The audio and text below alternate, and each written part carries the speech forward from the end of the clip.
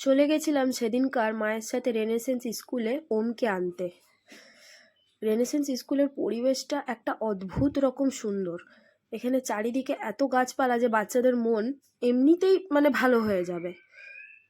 তোমাদের সাথে একটু শেয়ার করছি আমার ওমের স্কুলের পরিবেশটা, আর ও কি করে, ওকে নিতে গেলে ও কতটা হ্যাপি হয় সেগুলো একটু শেয়ার করছি। এই যে এই রাস্তাটা দিয়ে ওর ক্লাসে যাওয়ার রাস্তাটা, তোমরা সবাই দেখতেই পাচ্ছ যে কতটা সুন্দর চারিদিকটা, একদম পার্কের পরিবেশ, যেখানে বাচ্চাদের মন এমনিতেই ভালো হয়ে যাবে। এটা হচ্ছে ওর গেট, আর এই যে এখানে চারিদিকে গাছপালার মাঝখানে একদম ওদের ক্লাসটা ওমের। এই যে বাবু কি করছে একটু দেখা যাক। এখানে ও ব্যাগ গুছাচ্ছে আর ছুটি হওয়ার ওয়েট করছে। এই যে দেখতে পেয়ে গেছে আমাকে, আমি যে জানলা থেকে, ওর বন্ধুটা আবার আমাকে দেখছে, টুকি মেরে পাঠিয়ে দিল আমার দিকে। এখানে চলে এলো বাবু আমার সাথে কথা বলতে ঢ্যাং ঢ্যাং করে, আর বলছে যে মাম্মা তুমি আমাকে একটা কপি দাওনি। আমি তোকে সব কপি দিয়েছি রুটিন ওয়াইজ। ঝগড়া করছে যে তুমি আমাকে কোন কপিটা দাওনি। এবার হাসছে, ভিডিও করছি বুঝতে পেরে গেছে বলে ওরে বাবা, মুখটা ঘুরিয়ে আবার ঢ্যাং ঢ্যাং করে ওইদিকে চলে গেল। ব্যাগ নিয়ে বাবু চলে এলো, টাটা করে এবারে চলে যাচ্ছে।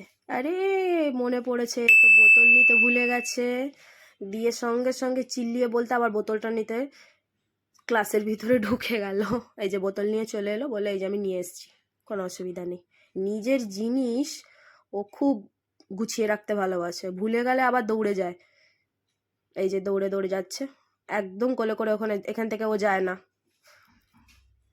এই যে পিছন দিকে হাঁটছে, আমি বলছি পড়ে যাবি বাবু, ওরকম করে তুই হাঁটিস না, ওরকম করে হাঁটিস না। দৌড়ে দৌড়ে কতক্ষণে আমাদেরকে ছেড়েও পালাবে।